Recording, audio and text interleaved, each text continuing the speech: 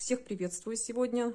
На мастер-классе я покажу вам, как сделать вот такую вот травку зелень в дополнение в композиции к полевым цветам, либо букет, кто захочет сделать. Как это сделать простым способом, и это будет очень просто даже для начинающих. И для этого нам понадобится холодный фарфор. Я рекомендовала бы свой домашний холодный фарфор, особенно начинающим. Если вы будете работать медленно, он более-менее медленней затвердевает, поэтому будет легче работать именно с домашним холодным фарфором. Также окрасим мы его зеленой краской. На данный момент я буду пользоваться Винтон. Мне нравится этот оттенок. И также понадобится нам проволока. Проволоку буду использовать я номер 22. Она 40 сантиметров, поэтому для того, чтобы показать, я ее разрежу напополам. Клей и также нить для того, чтобы прикручивать более плотно. И буду разрезать также проволочку. Вот используя ее напополам, разрежу. И покрашу сейчас глинку. Окрасила я холодный фарфор до такого вот цвета. Цвет травяной зелени. Берем клей, наносим на ручку. И проволочку я обкатаю, начиная с середины. Вот с середины такую вот часть обкатаю. Примерно это будет сантиметра 2. Да, сантиметра 2, ну максимум 3 сантиметра буду обкатывать с серединки. Обмазываю. Делаю, конечно, все на глаз, как бы мне казалось, чтобы было красиво. Беру глинку, кусочек, разминаю ее, разогреваю. И начинаю обкатывать. Лишнюю убираю в ручку. Обкатываю я практически тоненько, чтобы стебелечек был тоненьким. Если многовато глинки, я буду ее убирать. Вы можете тоже смотреть. Отодвигаю. И на гладкой поверхности, вот этой стороной, я прокатываю, чтобы был ровный стебелечек. Вот я обкатала эту часть и отправляю ее, чтобы она просохла, потому что я потом переверну и буду в руках ее держать. Мне нужно, чтобы этот стебелечек высох. Если вы планируете делать много таких веточек, то можно несколько подряд их подготовить, эту сторону, эту часть обкатать и отправить. Пока вы обкатали несколько штук, первая уже обсохла, и тогда уже можно будет удобно брать руками, не будет деформироваться в руках стебелечек. Удобно будет держать. Сейчас все остальное, которое осталось у меня, я тоже ее докатаю чуть длиннее.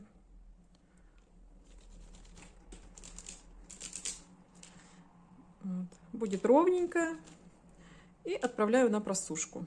Мой стебелечек немножко обветрился, но не сильно высох, но просто времени нет ждать у меня. Но это примерно, вот я обкатала 4 сантиметра все-таки. И остальную часть, сантиметров 6 я оставила.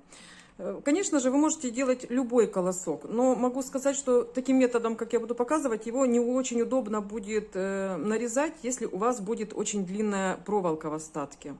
Почему? Потому что будете брать и руками сглаживать именно вот эти вот колосочки. Но вот такой вот размер сантиметров 6 это самое такое оптимальное, очень удобно для самой руки держать.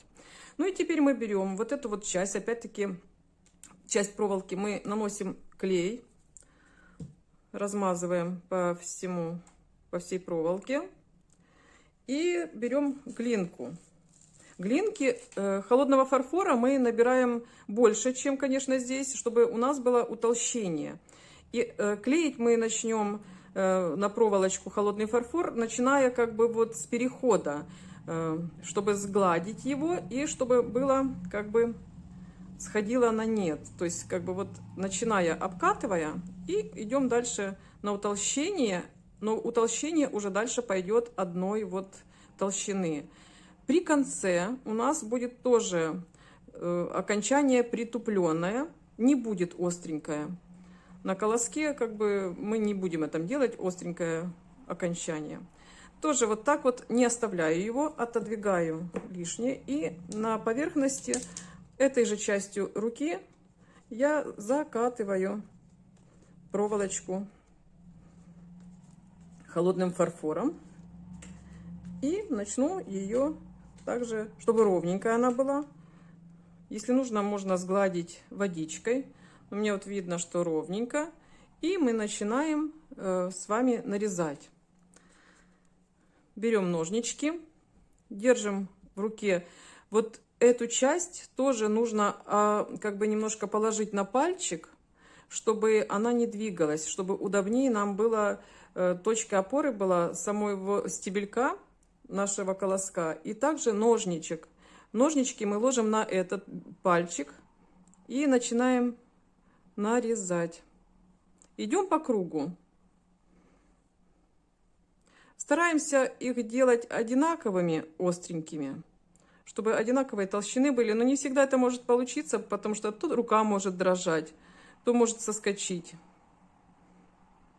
Но самое главное, чтобы для колоска была точка опоры. И чем дальше будете делать, нарезать, следите, пожалуйста, чтобы вы пальчиками не взяли вот в эту часть. Потому что якобы будет неудобно, когда будете приближаться к концу. И получается, что пальчики соскочат и начнут вот дальше держаться. И можно сильно придавить вот эти вот первоначальные наши ежички такие вот. Поэтому нужно стараться аккуратно. И тогда точку опоры найти где-то на другом месте. Может быть, даже на самом столе, чтобы нарезать. И так идем по кругу. Стараемся ножнички держать вот так вот параллельно нашей заготовочки, чтобы наши вот нарезанные кончики, они не торчали в разные стороны, а шли тоже ровненько по стебелечку. Если мы ножнички где-то в другую сторону повернем, получится и наши нарезанные ежики, колосочки будут тоже торчать в разные стороны. И таким образом, вот увеличу сейчас. Таким образом, вот тоненько-тоненько нарезая, мы идем до самого конца. И я не буду показывать вам весь этот процесс, потому что не так, возможно, интересно наблюдать. На весу мне, конечно, сложнее это делать. Ну, постараюсь сейчас вам показать. Вот идем по кругу, и вот можно в шахматном порядке, можно идти по как бы колосок за колоском. Колоски разные бывают. Мы просто с собакой гуляли, и я увидела эту травку, обычную траву. И мне почему-то захотелось именно ее сделать. И подумала, вот где, в какой композиции, с какими цветочками они бы пошли. Конечно же, с полевыми цветами сразу можно, не раздумывая. Но мне кажется, я хотела бы их добавить еще к одуванчикам. Мне кажется, было бы очень красиво в композиции, потому что чаще всего одуванчики, они идут сами. Но если придумать их по-другому, составить композицию, добавить колоски, мне кажется, будет очень интересно смотреться. И вот таким образом, после этого я вам покажу тонировку колоска, как его сделать пушистеньким, но чтобы не забить пушистостью его. Поэтому смотрите до конца. Вот я настригла до самого конца, вот так как не сильно, ну, он мягкий, как раз не сильно высох, стебелечек немножко деформировался. У меня получился вот такой вот ежик. Видите, да? И чтобы он не сильно торчал, хотя его тоже можно таким оставить, немножко можно так прогладить. Но я не хочу сильно проглаживать, я так слегка уберу самые торчащие. И вот, пожалуйста, такая вот красота получилась. Теперь мы его будем тонировать. Но перед тем, как мы его будем тонировать, мы еще сделаем с вами листик. И также берем для листика проволочку. Но проволочка у нас будет номер 30. Вот проволочка у нас будет номер 30 для листика. Она нам нужна чисто для того, чтобы впоследствии листик не обвис, когда вот мы к нему сделаем листик, чтобы можно было формировать его, гнуть его в разные стороны. Листик примерно будет тоже примерить можно небольшой. Это мы такую вот часть, так, уменьшу сейчас. Вот такую небольшую часть мы будем прикручивать и приклеивать. Но листик тогда вот такой вот будет небольшой у нас. Поэтому сейчас я отрежу и покажу. Ну, почти там третью часть или даже... Так, вот такая вот у нас будет. Сантиметров 7 до 8 сантиметров. И тут часть 4 сантиметра. Где-то 12 сантиметров будет у нас вот эта вот часть. И берем глинку. Выровняем проволочку, чтобы проволочка была ровненькая. Потому что будет, ну, неудобно потом ее приклеивать. Сначала мы обкатаем проволочку глинкой. Берем клей. Иногда я просто, бывает, вставляю в носик, и он уже проклеивает полностью всю проволочку. Лишнее тоже убираю об пальчик. И беру чуть-чуть глинки, обкатываю.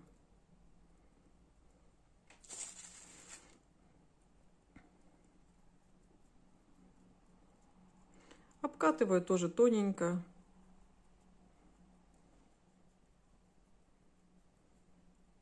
Чтобы спрятать, только вот спрятать саму проволочку.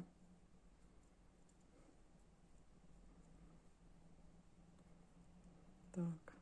И вот тоже так вот обкатаем.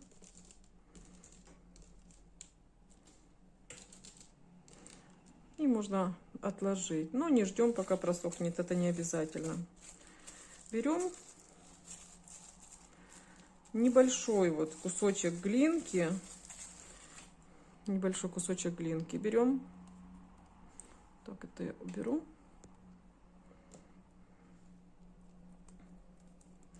Катаем на руке такую вот тоненькую, как бы колбаску, но заостренную. Нам остренький краешек надо. Катаем.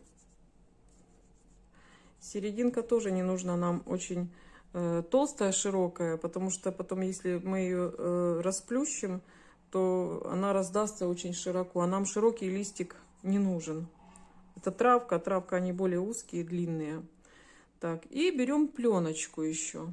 У меня пленочка, как я уже говорила, брала в цветочном магазине, либо она в роликах такая продается, плотная для цветов. И вот я ложу. Я тут смазала маслом, ложу в эту пленочку, выравниваю, чтобы ровненько было.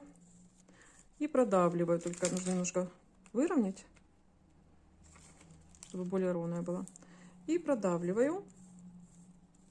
Особенно продавливаю именно с краев. Для этого я использую инструмент обычный такой для детей, для лепки пластилина. Такой вот лопаточка. Продавливаю, истончая бока. Если получается неровно, вот даже как у меня сейчас вот край, его потом можно будет обрезать ножничками. Сильно тоненько тоже не продавливаем, чтобы светилось, потому что тоже будет не сильно естественно, но так, чтобы и не был листик толстым. Так, проверяем даже иногда на просвет. Так, открываю и беру также клей, немножко промазываю клеем, потому что уже подсох, пока лежал. Прокладываю посерединке, опять накрываю пленочкой и продавливаю. Лишний клей, который вышел, я его вытру салфеткой. Вытирать я буду влажной салфеткой, потому что он не нужен, лишний клей.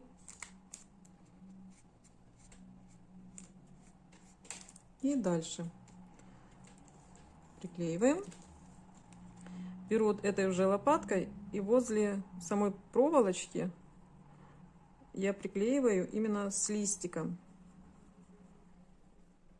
чтобы они соединились, но чтобы проволочка не вылезла. Можно перевернуть, вот так вот тоже проверить, насколько здесь не просвечивается. Если немножко даже будет просвечиваться белесость, в этом ничего страшного нет. Потому что травки, у них даже как полосочки такие есть, а мы полосочки сейчас будем самостоятельно делать. И сейчас, так как он у меня не совсем ровненький получился, я его просто возьму немножко бока обрежу. Обрезать я буду прямыми ножницами. Так, по краюшку. Так, немножко загну. И пройду по краю. Потому что листики, они более ровные, края у них.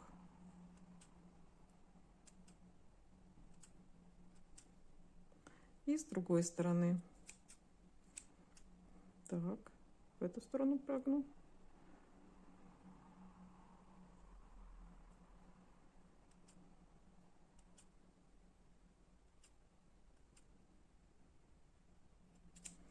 Так, немножко будет как порватый у нас листик. Вид. Так.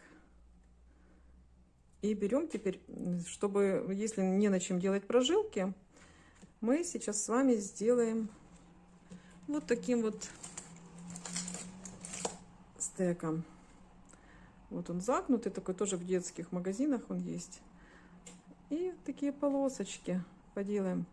Легонечко делаем полосочки, совсем легонечко. Но чтобы они были видны. Сами рисуем прожилки по всей длине листика.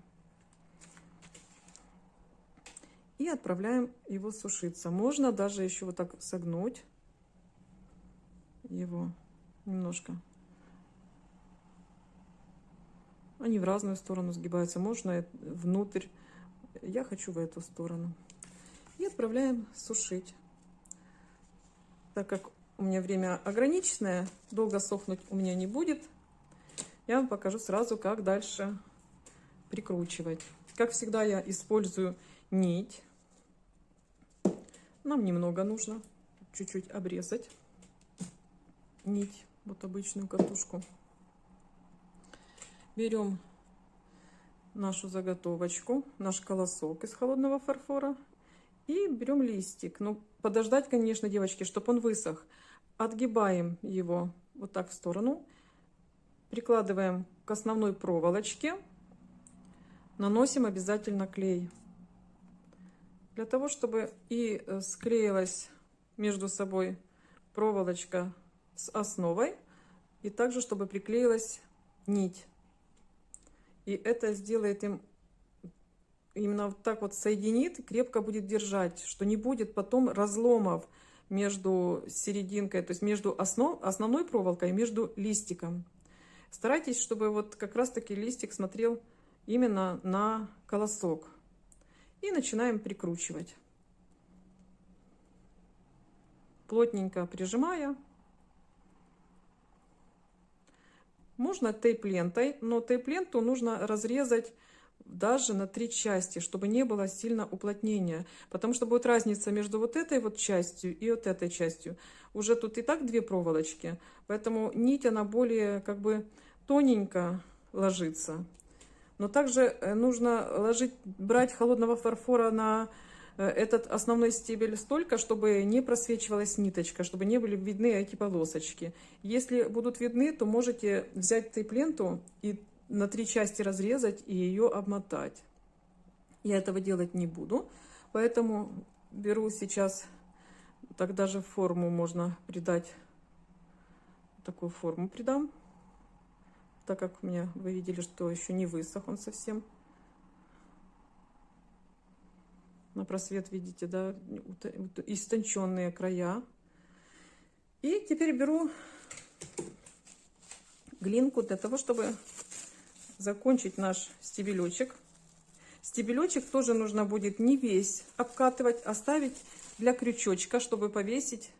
Но если вы не будете подвешивать, можно полностью весь сделать и положить, чтобы он так лежал и сох. Так, обкатываем, то есть обмазываем клеем и начинаем обкатывать нашим фарфором весь наш стебелек. Если бы листик высох, было бы более удобно, потому что он сейчас вертится, крутится. Тогда тоже удобно, когда он высох, можно на край стола ложить и тоже обкатывать рукой. Так как он не высох, я могу его деформировать, поэтому я буду стараться ровненько его нанести и обкатать, чтобы не было никаких погрешностей. Хотя так, конечно, сложнее. Лучше тогда, конечно, уже брать водичку, водичкой замывать. Потому что не всегда получится.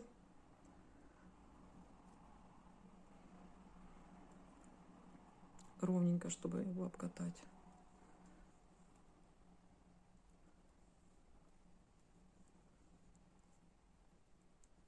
Так. Ну, попробую. Буду придерживать немножко рукой. И не сильно катать, чтобы не махалась, не моталась мой листик. Слегка вот так придавлю его.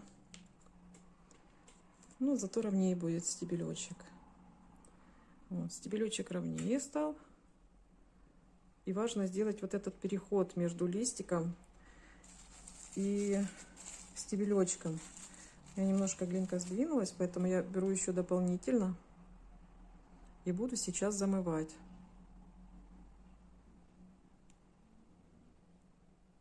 У меня просто не просох стебелечек, поэтому так немножко сложнее. Когда просохнет, то легче на сухой стебелек свежую глинку обтянуть и замыть ее водой. Если сейчас я попробую вот сюда водичку на свой рабочий стол, так как делаю все очень быстро.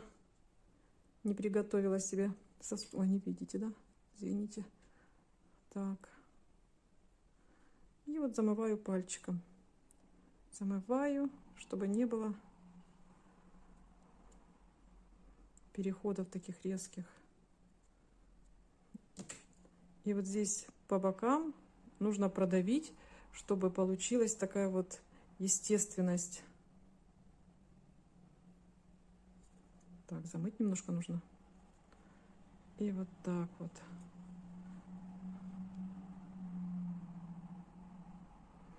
Как естественность роста самого листика. Как будто он настоящий. Вот. Теперь отправляем его на сушку. И сейчас я покажу, как мы будем с вами тонировать. Тонировать я буду вот такой вот краской. Сиена жженая. Видно, да? Я ее выдавила на салфетку, чтобы масло лишнее ушло. А также приготовила, как сделать пушок из пеленки. Чтобы получился вот такой вот, покажу вам ближе. Пушистик. Ну и сейчас мы с вами сделаем. Беру наш колосок. Он еще мягкий, правда, но желательно, конечно же, чтобы он высох. Беру пальчик, набираю на пальчик, вытираю, чтобы не было много, чтобы совсем практически мало было. И по вот этим вот торчащим колосочкам поверх проходиться по самым кончикам. Вот эти торчащие кончики не дают нам серединку закрасить. И получается вот как раз таки наносится и такой тон естественности придается, натуральности колоску. Он оживает у нас прям. Так, повернем сюда со всех сторон. Главное, девочки, его нужно просушить, потому что у меня сейчас он практически прям живой. Когда вы наделаете много колосков, то они быстро высыхают. Когда с одним работаешь, то, конечно же, намного сложнее. Мне задавали вопрос, почему, если у меня такая хорошая глина, почему я не леплю цветы на мастер-классе из своей глины. Сразу иногда я объясняю это в моих мастер-классах. Если кому-то интересно, внимательно прослушая информацию, он получит ответ на свой вопрос. Но есть еще одни нюансы. Когда ты хочешь быстро снять мастер-класс, а время ограниченное, то тогда используешь покупную глину, потому что она быстрее высыхает. Нет времени на то, чтобы долго просушиваться. Мой холодный фарфор, он очень гибкий, и он долго просыхает. Поэтому иногда из-за этой причины я использую именно покупную глинку в мастер-классах. И даже вообще в лепке цветов я пользуюсь разными глинками. Я даже, бывает, такую глину, холодный фарфор, свой самовар добавляю в покупную полимерную глину. И тоже мешаю. Иногда бывает, столько намешаешь всего, такую гремучую смесь делаешь, даже не помнишь, что туда положил. Но уже по ощущениям добавляешь, либо разбавляешь какую-то старую свою глинку. Поэтому получается, я леплю. И все мастера, многие мастера, которые даже варят самовар, не все, а многие, пользуются и покупной глинкой. В этом нет ничего страшного. Попробую показать вам ближе оттенок. Виден вам или нет? Вот. Теперь вытираем пальчик, убираем. Так, поставлю на место камеру. Берем такую вот тарелочку или что-нибудь приготовленное, положим туда клей, разбавляем водичкой. Сейчас пока положу. Тоже добавляю водички. И берем кисточку, размешиваем, чтобы был жидкий клей ПВА, чтобы такой вот водянистый был.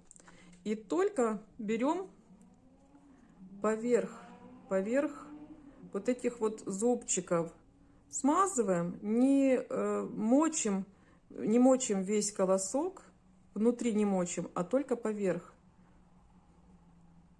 Намочили. Дальше убираем здесь. Берем вот этот пушок мелкий и начинаем наносить. У меня еще не высох, поэтому мягковат. И он немножко припушится. Сильно пушистым мы его тоже делать не будем.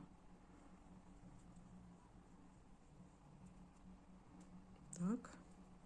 Если кажется мало где-то в каких-то местах, можно больше нанести. Либо чуть гуще сделать, если у вас плохо наносится. Смотрите уже по результату. Можете нанести немножко, посмотреть, как он наносится. Слабо или нормально. И на этом останавливаться.